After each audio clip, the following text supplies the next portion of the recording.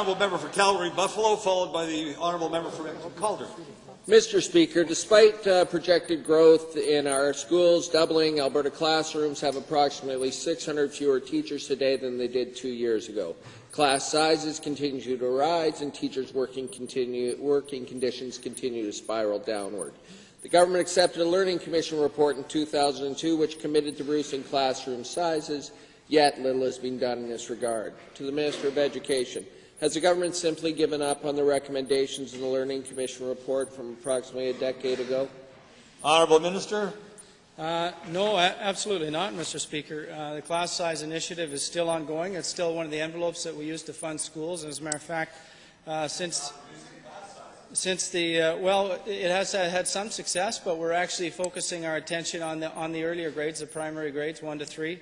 And trying to have the most impact there. We've actually invested $1.6 billion in class size reduction since that report came out, and I think last year alone was close to $250 million. And as a matter of fact, over the last 10 years, the Honourable Member talks about the last couple of years, but the last 10 years, the number of teachers in our school system has gone up 13%. Honourable Member. And it's made no difference on class sizes. They're still out of whack from what the Learning Commission recommendations were. Given that teachers across the province have identified heavy workloads and increasing classroom sizes, two of the most detrimental factors to our children's education, will this government commit to reducing class sizes and ensuring optimal teaching environments? Honourable Minister.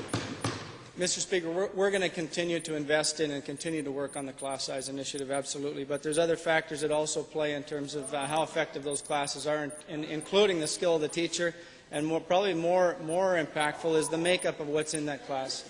With the inclusive education system we have now and the different types of students that they have in that room that the teacher has to work with, those are big challenges as well, and we need to try and face those at the same time as we deal with just the class size. Honourable Member. Given that when the Honourable Premier was running to become a leader of this great province, she promised a full-day kindergarten with 1 year of taking the office. That has clearly not happened. What are your plans to get this done in the next 4 years? Honourable Minister. Mr. Speaker, it's a good question, and many Albertans are asking this, and we are committed to the full-day kindergarten. There's no question about that.